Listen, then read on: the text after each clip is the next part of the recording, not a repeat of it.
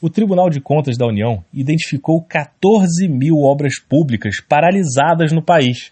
A maior parte delas está no Rio de Janeiro, onde são 1.300. A saída do impasse depende de acordos que vão reativar as obras e normalizar a relação entre empresas e Estado. O Ministério Público do Rio, por sua vez, vai divulgar em breve as suas regras, e a expectativa é grande. Veja a opinião de algumas autoridades sobre o assunto. E por que o judiciário atuando nisso? Será que é papel do judiciário?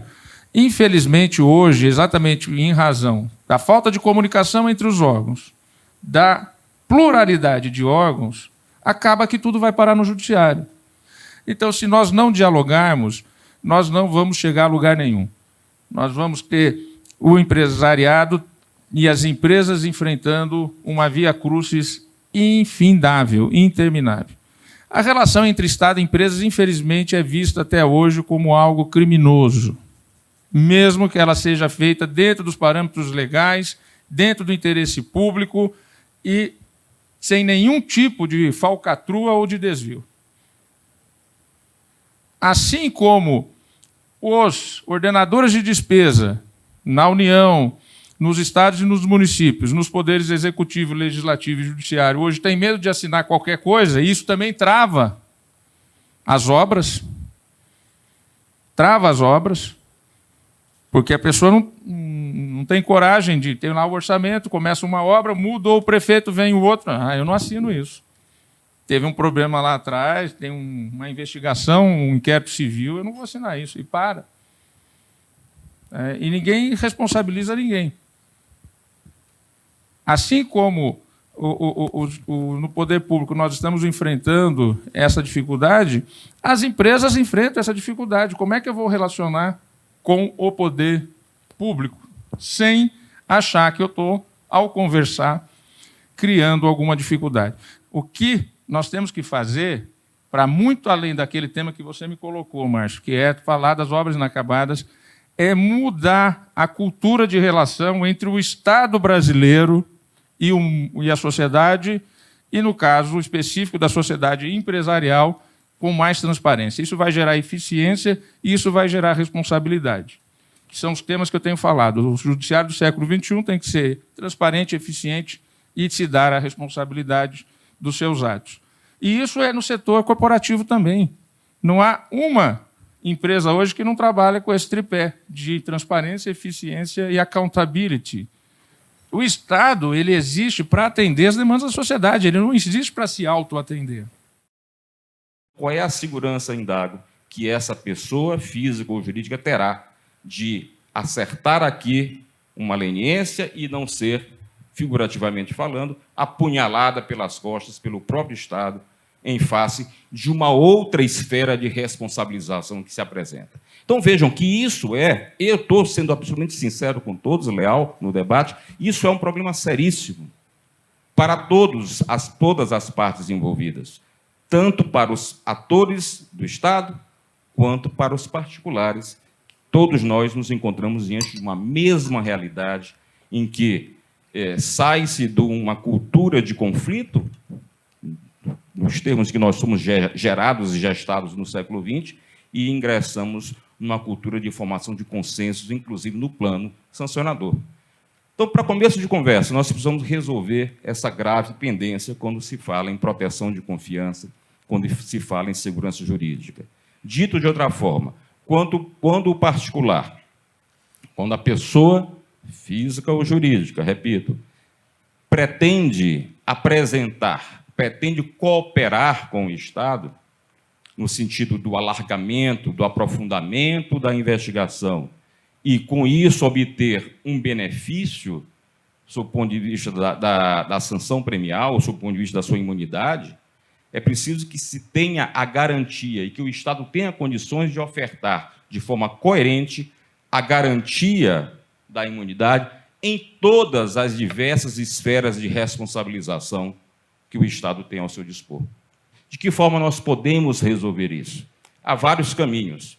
Um deles, talvez o mais importante, seria deixar de forma mais clara na legislação que, quando se fala em consenso, quando se fala em formação de consensos no plano sancionatório, nós temos que trabalhar com essa ideia de uma forma transversal. Ou seja, a leniência, em sentido lato aqui, ela deve estar presente em todas as esferas, ela deve repercutir em todas as esferas de responsabilização à disposição do Estado. Aquele que vai colaborar, aquele que vai contribuir, aquele que vai cooperar, que vai contar o seu pecado a um sacerdote, ele está falando com o Estado e o Estado globalmente considerado. De que forma nós vamos viabilizar isso? Sentando todos a uma mesa? Eu acho que é um caminho, sim, muito possível, muito necessário. A interlocução e o diálogo interinstitucional, esses dois ingredientes são absolutamente fundamentais quando se trata de eliminação de contradições. Tendo o Ministério Público uma legitimação penal exclusiva, uma titularidade para propor a ação penal de forma exclusiva, para que se tenha o mínimo de coerência na formação dos consensos, é fundamental que esse personagem, que o Ministério Público, que é titular da ação penal, deva estar presente em todas as mesas de negociação. Exatamente para evitar a contradição, para evitar a perplexidade para o particular que se vê negociando numa esfera de responsabilização e, de repente, sofre uma persecução na outra seara de responsabilização. Os elementos de prova que são eventualmente apresentados por alguém que está cooperando com o Estado numa determinada esfera, essa prova não pode ser utilizada em desfavor dessa pessoa na outra esfera de responsabilização. Isso seria o cúmulo da traição se nós admitíssemos o contrário. Vamos trabalhar coletivamente, principalmente CGU e AGU, que já tem feito.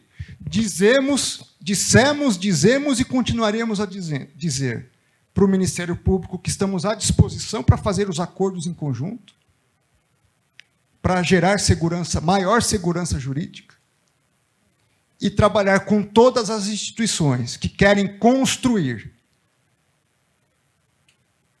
no âmbito de um século XXI, que vai demandar instituições, e as instituições, Márcio, concluindo aqui, as instituições que serão relevantes no século XXI são aquelas capazes de construir consensos, fazer justiça negociada.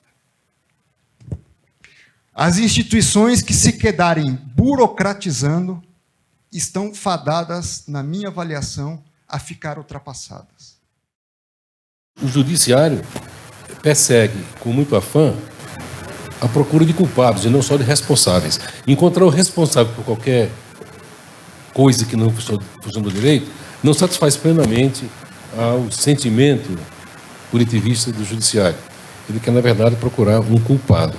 E nessa busca de culpado, às vezes atropela muitas situações que seriam garantias das pessoas ou que seriam medidas de proteção das empresas. Parece que a eleição desse objetivo, ou desse telos da atividade judicial, coloca tudo o mais numa posição de secundária, de posição subalterna, ministro Veloso.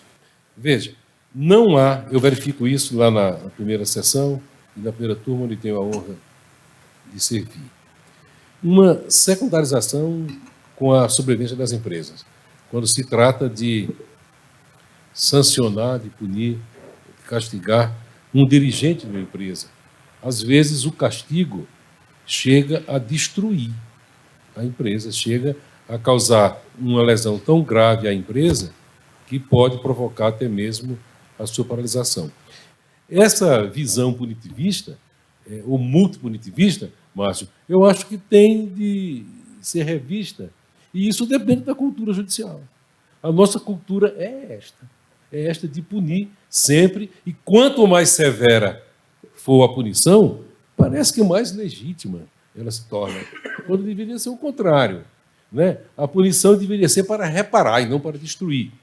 Então, nós temos uma pletora incontrolável de figuras aparentemente infracionais, mas que poderiam, e ímprobas, que poderiam ser facilmente reprimidas no âmbito administrativo.